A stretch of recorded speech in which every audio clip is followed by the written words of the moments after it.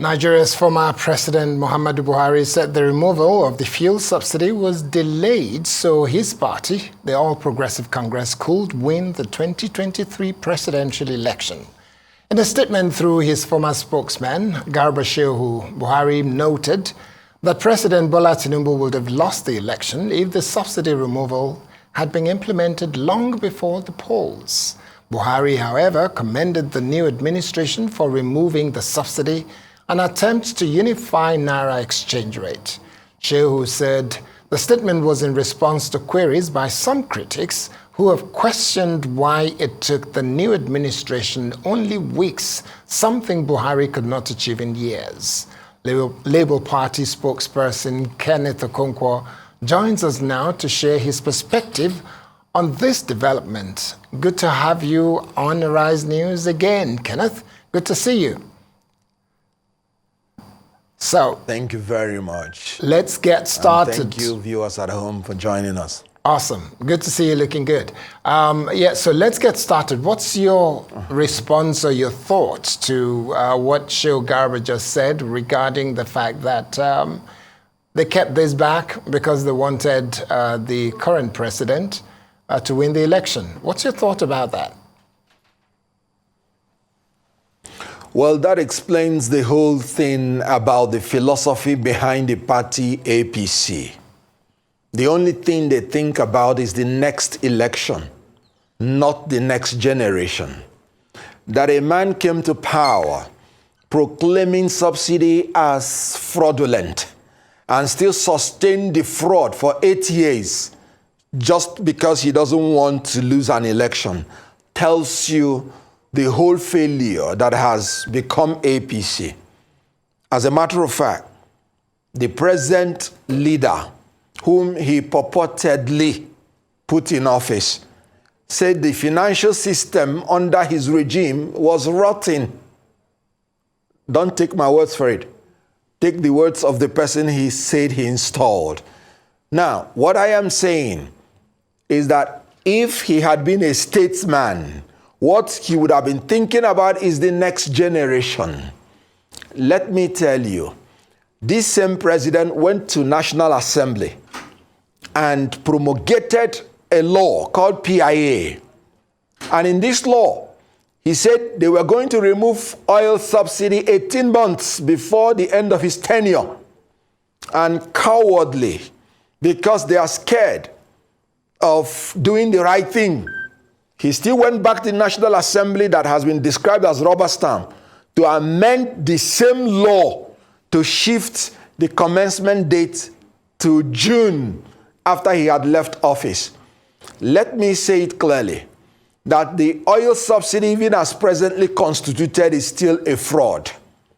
And I give you my reason. You said you have removed oil subsidy. There was no time in history that they told us that they were paying 215 naira to subsidize oil per liter.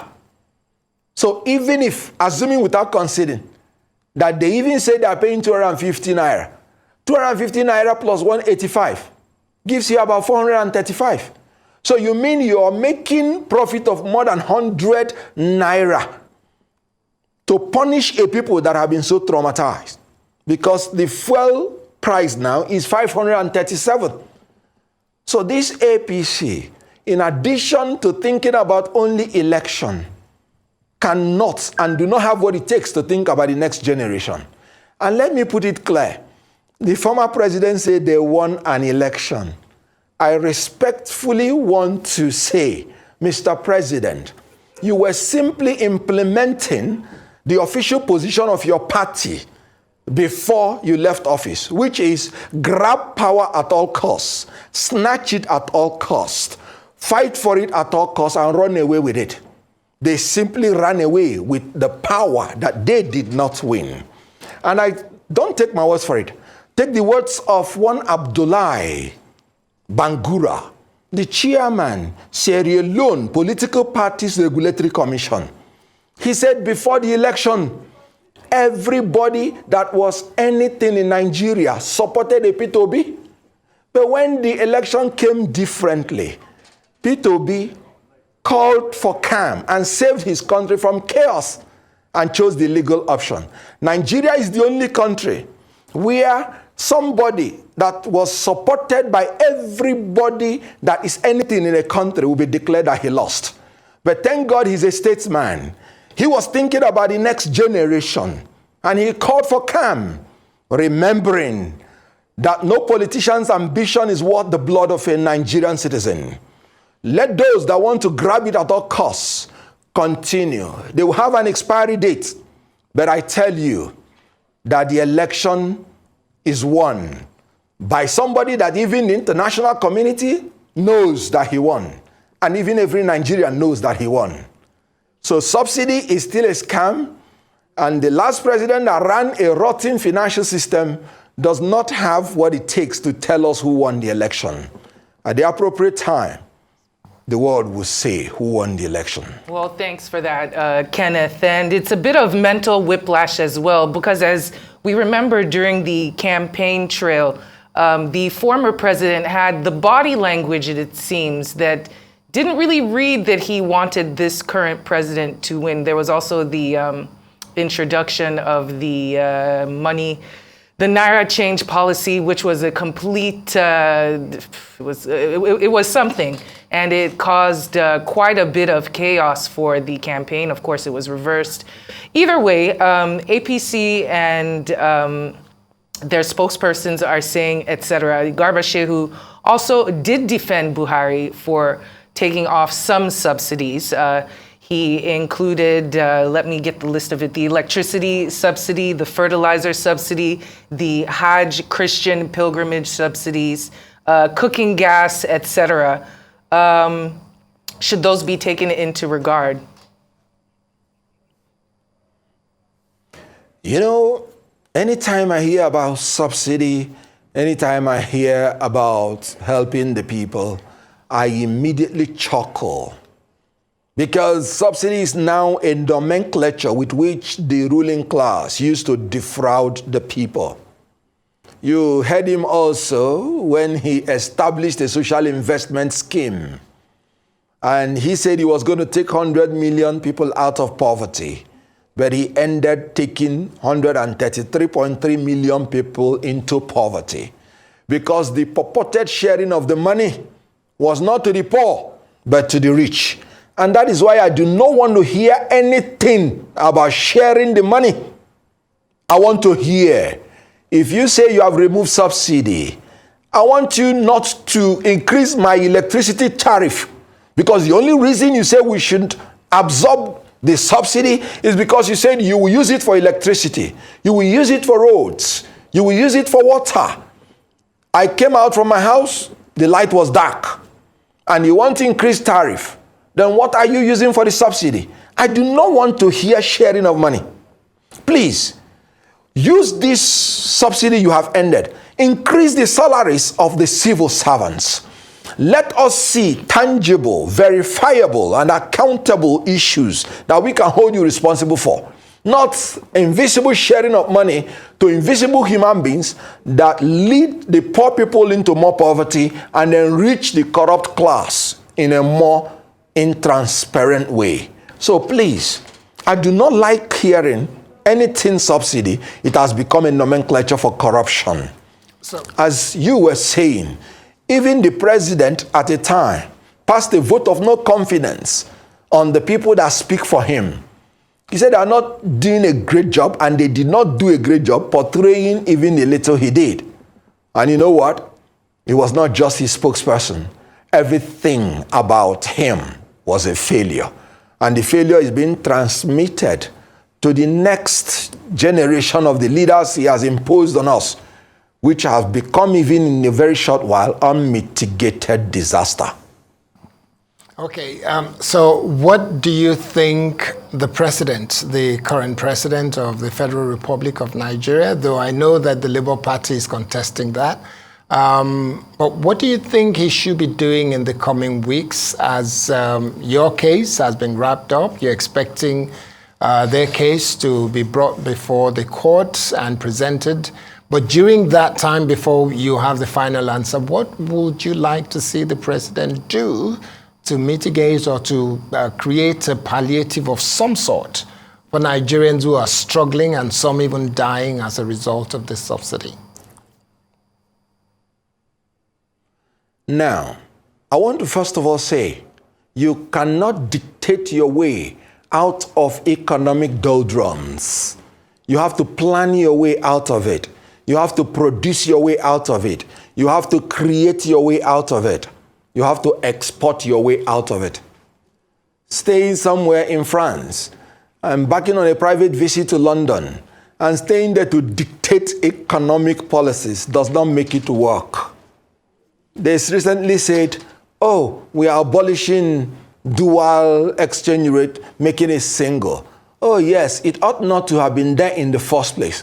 But that is not what is going to show up the value of your currency.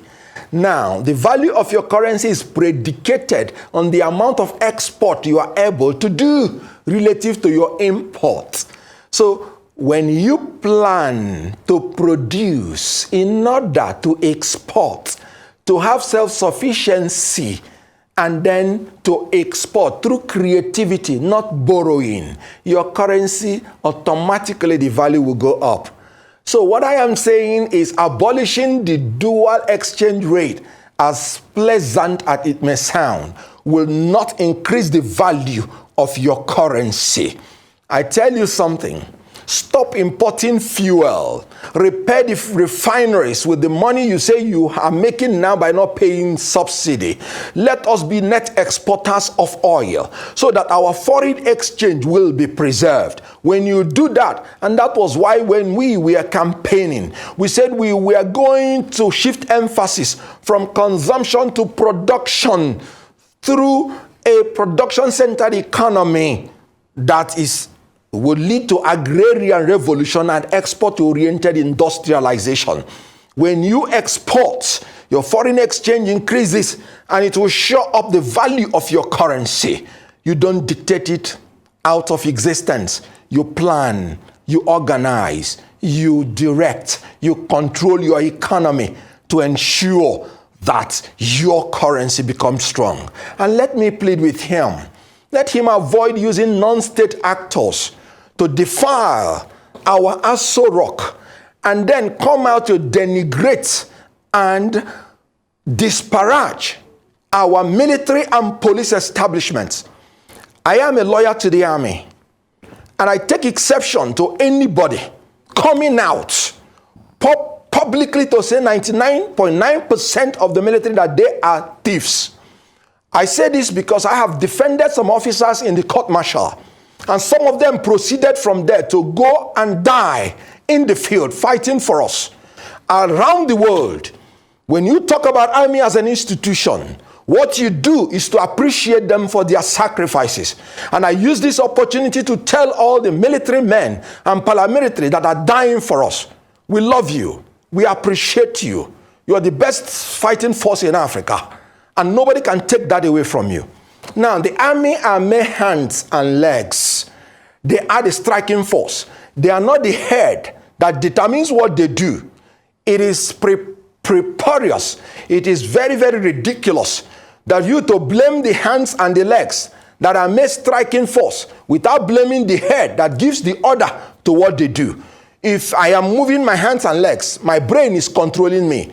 The political class that are issuing the orders, which the army and the police and the paramilitary are obeying at the last order, should be blamed squarely. They are the 99% thieves, and our military, they are the best striking force in Africa. I take exception to allowing non-state actors to denigrate state actors. I use this opportunity to tell them, God bless you for what you're doing. May God protect our troops. We appreciate you and we love you, and nobody can take it away from you. So this government should stop psychologically tormenting the established state institutions by non-state actors, sitting in Aso Rock with coat of arms on their head. And let me say this thing, and I say it humbly and respectfully. I am aware that some time ago that these people were giving a lot of money to protect our oil pipelines and ensure that bunkering stops. Is it not ridiculous that they are coming back to blame the army after taking huge money from the Federation, that the army is still stealing the oil? No. The government officials are the ones stealing the oil. And immediately, a P2B noted it. Solutions started coming. You don't tell the hands and the legs that you're blaming them when you cannot blame the head that is giving the order. This government should stop denigrating our army. As a lawyer to the army, I take exception to that. All right. Please. So, talking about Mr. Okonkwo, all the policies this government has done, as you can see. Apologies. Allow me to interrupt you just for the sake of time. Still on that same vein about the policies that protect us and the bodies that are tasked to do so. I want to get your opinion on the appointment of certain individuals, especially the IGP, Egbetokun, and the work he's done so far. Specifically the Special Intervention Squad of 40,000 trained elite officers that we're hearing will be injected into the force. I was speaking earlier about the role technology plays in safeguarding us. Right now, we've been talking about the hands and the legs. Of course, the brain is the one that operates all of it. But in terms of technology, what could be done in order to interject that third realm of force into our military and our police now that we have actual physical bodies being injected, especially in the areas of pipelines and bunkering and all the situations we have that have caused this subsidy to be such a thorn in our side? Well, you know that change is inevitable in a society. If you do not adapt to change, you will be swept away. We do no longer fight with horses. We do no longer fight with bayonets. We fight technological warfare. Advanced nations are even talking about forming robots to fight their wars. And we are still in analog. Does it not surprise you, or will it surprise you, that a regime and a party that promised to even digitalize the TV and failed, the TV we are watching, do you think they can bring about the technological revolution we need in the military that will manage our security? A regime that so denigrates the armed forces. We need technology. Part of the things we promised is technology-driven military force, where every Nigerian and from every side of Nigeria will be accommodated. I tell you something, the appointments of this regime, just like every other APC appointment, has been funnily very lopsided and very, very unacceptable. The North Central produced no service chief. Not chief of army staff, not chief of naval staff, not chief of air staff, not chief of defense staff, not custom chief, not DSS chief, not national security advisor. And I am saying that is not the spirit and intent of the Federal Character Commission Act, which said whenever there are more than 6 positions to be shared, the whole 6 geopolitical zones must be represented. They are further continuing the marginalization of this region, North Central.